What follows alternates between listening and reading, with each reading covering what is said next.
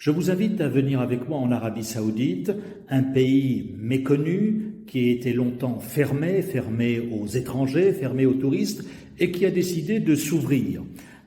Sous l'impulsion du prince héritier Mohammed bin Salman, l'Arabie Saoudite a décidé de faire montrer ses richesses touristiques. Celles-ci sont assez nombreuses, en particulier ces magnifiques paysages, magnifiques sites nabatéens d'Aloula, dans le nord du pays, qui sont, je dirais, un État dans l'État. Ça représente à peu près la moitié de la superficie de la Belgique, et sur cette surface quasi désertique, eh bien, vous avez des sites absolument magnifiques de l'ère nabatéenne, fait Petra puissance 10. Je dirais. C'est intéressant parce que ça note aussi la volonté de l'Arabie Saoudite de montrer une période antérieure à l'islam. Jusqu'à maintenant, justement, en Arabie Saoudite, tout ce qui était antérieur à l'islam était en quelque sorte tabou et on ne le montrait pas. Aujourd'hui, on a décidé, des jeunes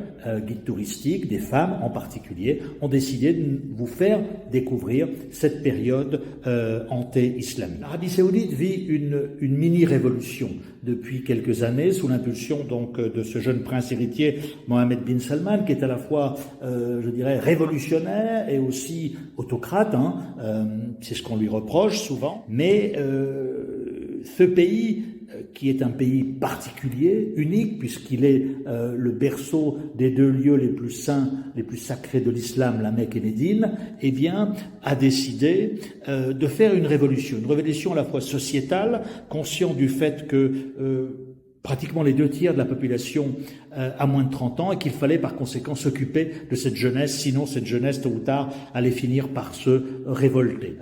Donc révolution sociétale, révolution aussi, je dirais presque religieuse. L'Arabie Saoudite, vous le savez, est un pays wahhabite, c'est-à-dire d'une culture rigoriste, d'une vision rigoriste, ultra-rigoriste de l'islam, avec notamment une police religieuse qui a disparu.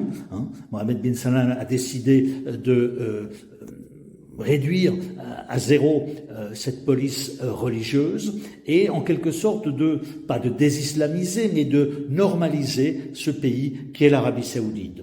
L'Arabie Saoudite a longtemps été le principal pays producteur mondial de pétrole, avec plus de 10 millions de barils de pétrole produits chaque jour, mais ce pétrole se raréfiant, eh bien, il faut penser à l'après-pétrole, et donc c'est aussi un des piliers de cette vision 2030 qu'a eu Mohammed bin Salman et qui veut donc penser à l'après-pétrole pour faire en sorte que son pays, eh bien, survive, subsiste. Enfin, et ça c'est important à souligner, je vous en parlerai, c'est un pays où il y a une population.